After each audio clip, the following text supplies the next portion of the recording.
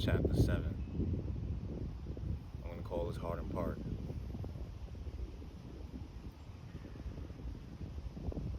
So this was the area that I lived in while I was in high school, in the very southern tip of the Bronx, the South Bronx. And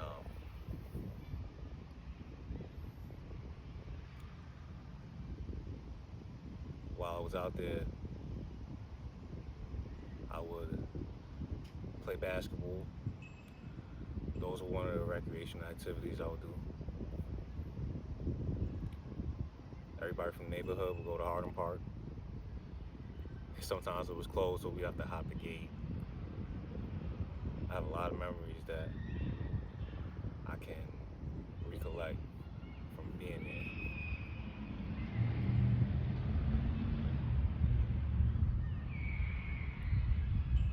So, where do I start?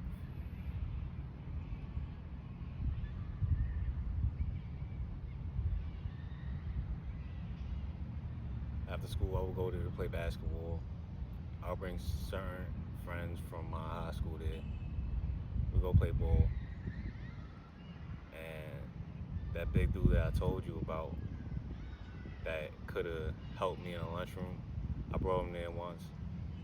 And I went up for a layup. It was a floater. And he attempted to block the shot. He didn't block it, but he pulled my hand all the way back. He pulled it way back. You know, like way back Burry, he pulled it way back. And I had to put a splint in my hand. You know, he dislocated my finger. And it still hasn't healed properly. You see, I can't even make this straight.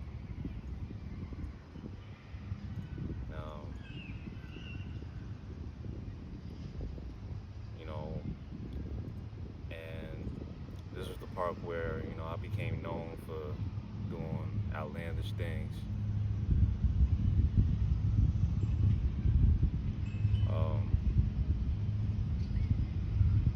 Before we even get into that,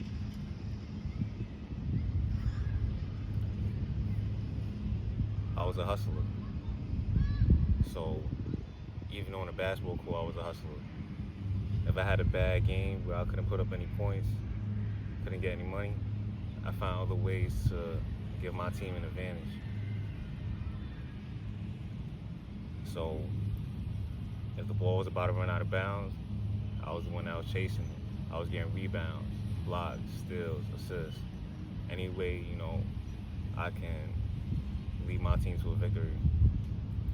It was one time I attempted to save the ball, and I did, from going out of bounds.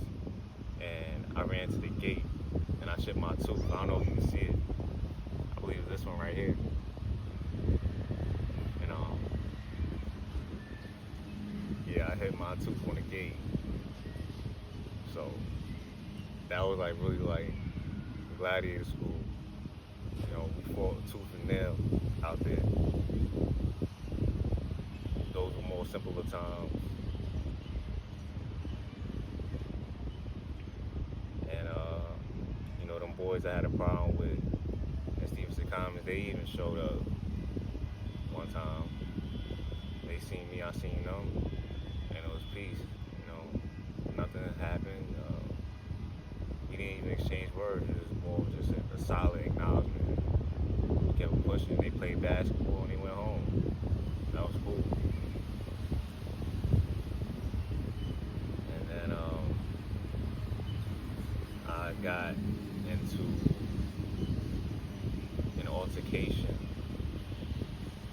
with this guy. I'm not gonna say it's government. I'm trying to keep it clean. He's from the area, and he was from an opposite, team. And I was affiliated around this time, and he kept saying slick remarks about me being what I was.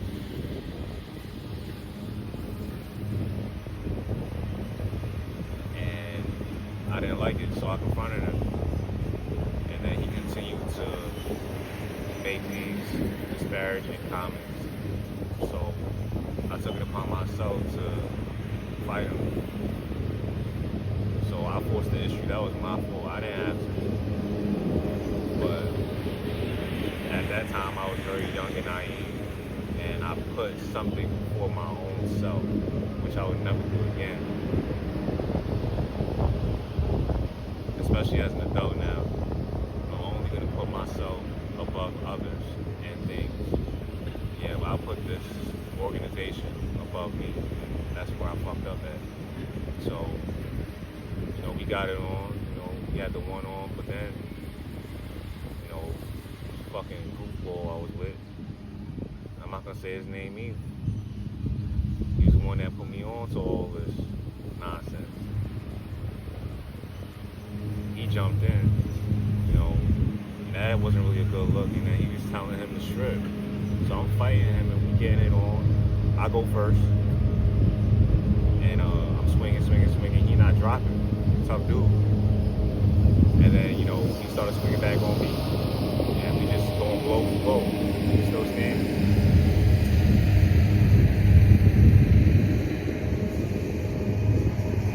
And then, after that,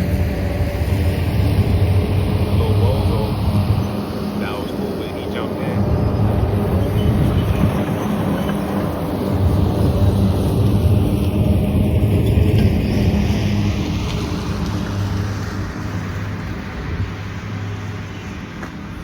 Dickhead couldn't fucking wait in the middle of the video. Fucking stupid. And I'm not editing this out either. This is raw, uncut footage. So, yeah, back to what I was saying. He interferes and then he tells the homeboy, oh, you gotta strip. Strip him out his clothes.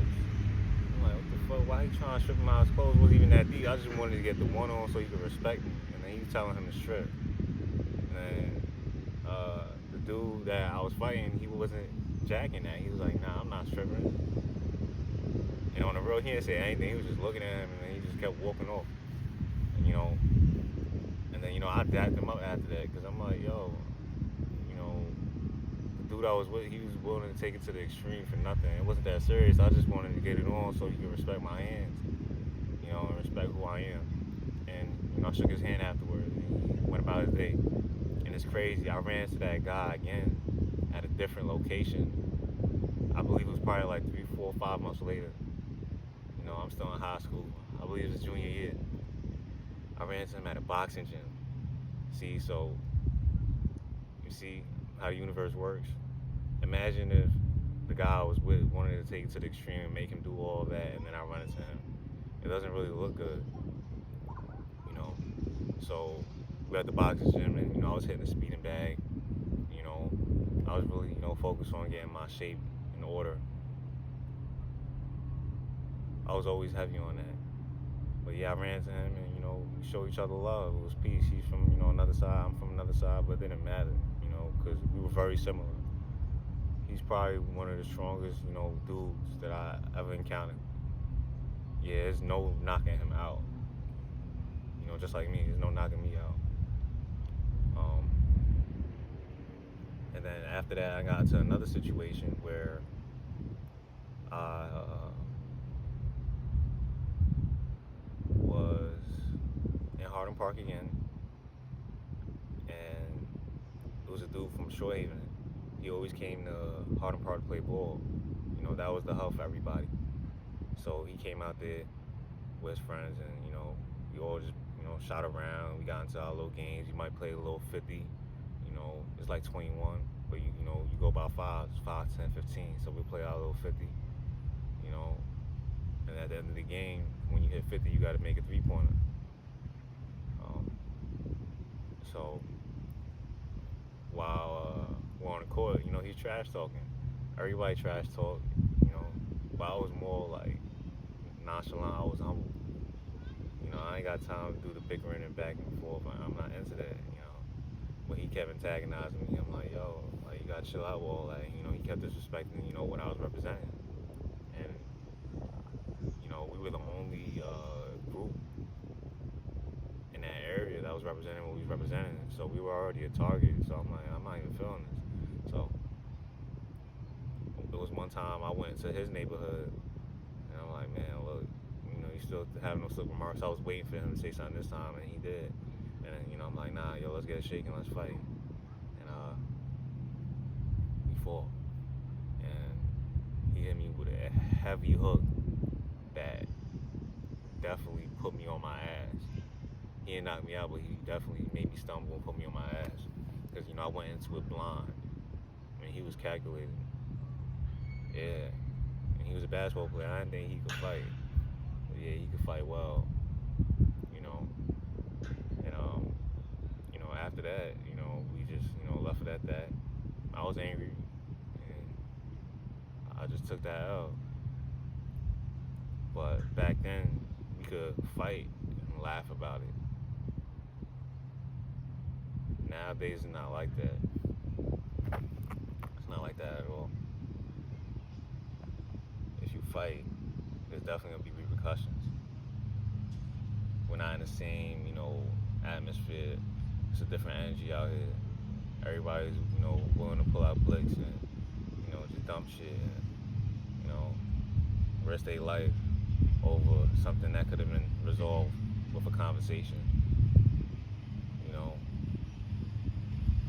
So yeah, those were like my two major fights, like in my neighborhood. And then it was one time my sister, she had an issue with a girl at a park, and I'm like, well, what's going on? And she told me they were bothering her. I'm like, okay, so we're gonna go back out there, and go out there and defend yourself.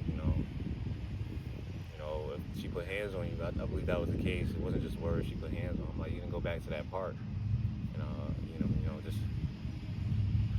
defend yourself. And we went back to the park, and then the girl's sister was there, and I was just explaining the situation. And I'm like, we can allow them to fight. It doesn't have to be anything crazy. And then, we just end it. But, they didn't want to do that. So I'm like, okay, that's cool. But that's just the type of time I was on when I was young. I was fighting a lot. Yeah. And then,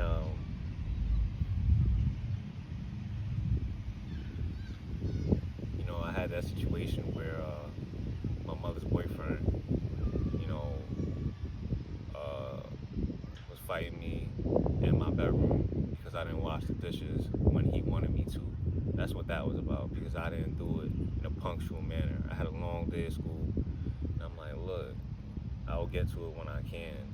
I was just unwinding. I was out all day, and that dude never washed dishes. He never even cooked us a meal. The only thing he made was tuna fish. This dude was jail oriented. He worked in a prison, so all he knows is tuna fish sandwiches and boiled eggs and shit. That's all he knows.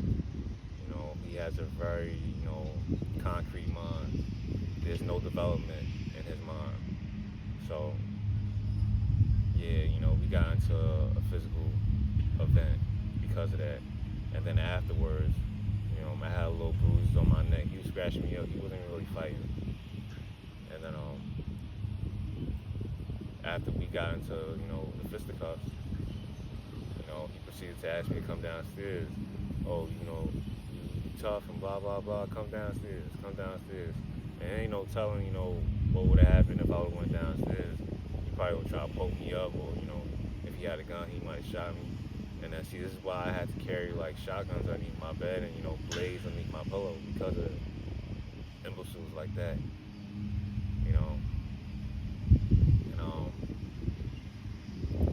And then I also, while I was in that area, I made an attempt, on a business. And I can't disclose too much information about that because I refuse to incriminate myself. Yeah, but I made an attempt. I made an attempt on one thing and an attempt on another. So if I was caught for these offenses and these crimes, I probably will be in jail, 5, maybe 10 years. And I was like 15, 16 at this time. I was very, very active, Yeah. I felt like I needed to do so people could respect me.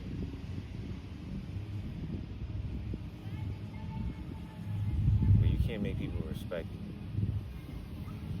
Because either they respect you or they don't. So if you fuck with me, you fuck with me. If you don't, you don't. All I know is one thing. When you approach me, it has to be respect. And if it's not, just stay far away from me. I like my space anyways. You can't force anything that's not meant to be. Yeah. That place was a jungle. The Bronx was a jungle. But on a positive note, I met a lot of good people along the way. And see, this is the person that I will mention, Mikey and Angel, Date, they were all brothers. And they would always have these events at their house, house parties and gatherings, and those are good times. We were all underage, we were drinking Four Locos, Buzzballs, fucking Fireballs, you name it. And, they was playing music. It was a block party. Everybody from the neighborhood came out. Those were very, fulfilling times. I miss those times. I hope those dudes are alright. They always show me love. Even the twins, Justin and Jeremy, they was taught they shit. Well, they were good people.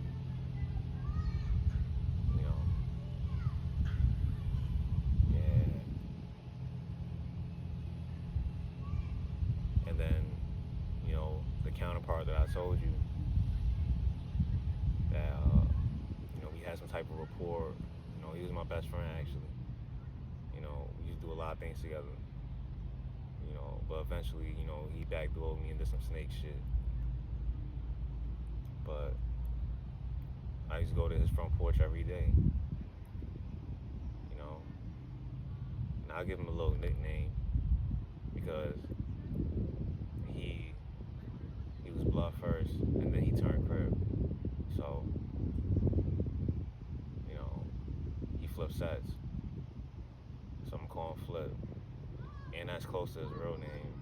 So yeah, I used to be with Flip every day in front of his crib, chilling, listening to beats, listening to music, just talking. After school, that's what I would do, link up with him.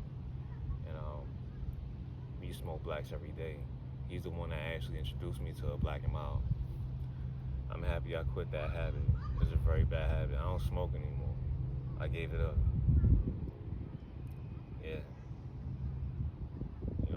So those were some of the things, that I was doing in sophomore year, junior year, and senior year.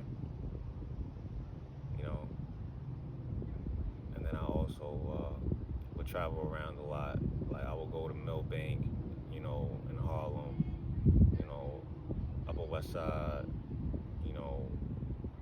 play ball out there, play ball in Bronx River. That's what I was doing around those times, and I was still writing music,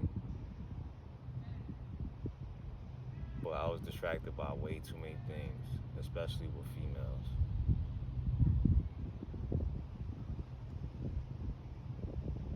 And I also forgot to mention one thing. There was this girl that I dealt with, and she always had a crush on me. When I was always at my babysitter's house, when I was younger, I would say maybe around like 6, 7 years old. There was this girl named Brianna. She had a crush on me, and she just kissed me. And I didn't like girls like that, so I'm like, what is she doing? Ew. I thought it was, cooties, like everybody was saying. I wasn't really attracted to anything, during those innocent times, except for, my video games. So she was cool with that neighborhood, Stevenson Commons. There was one time she invited me, and I decided to go over there. And this is during my high school years, so I'm like, okay, I'll go over there. So I go over there, and there's a dude that I had a problem with regarding the female I was in a relationship with. So I mean, I shouldn't have been there in the first place when you think about it. But he just happened to be at the park. I don't think that was just, by chance. She might have actually been behind that. I can't prove it, but that's what I feel. So I pull up there, we chilling, and then next thing you know, he got something to say. So I say something back, and we get to shaking. But then I started noticing a huddle around me. And once again, nobody fights fair, especially that side. They never fall fair. They always jump niggas. It's either they jump niggas or they got jumped, and them niggas is always getting shot at. You see what I'm saying? So I feel like they were really, always forcing situations. So I tried to get the one on, then they surrounded me, and then I ran up out of it. I'm throwing my blows, but once I seen the crowd hovering me, I'm like, nah, I'm gonna get up out of here. I'm not taking that risk. You know. But yeah, I feel like, the Bronx was the wild, wild west. It really was.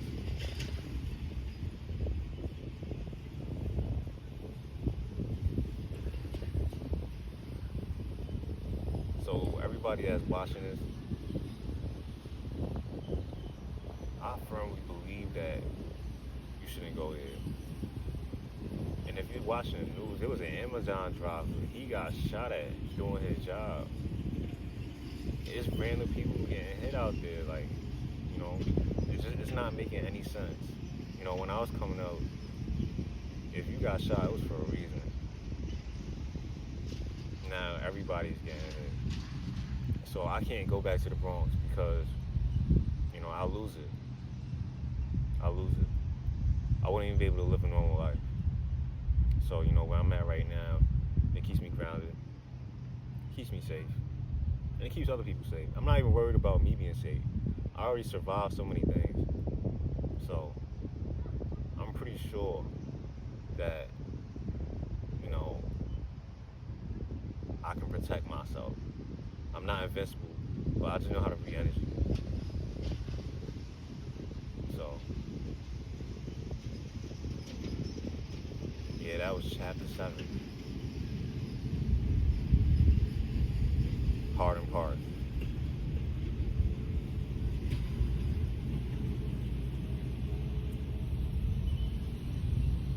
Until next time, peace out.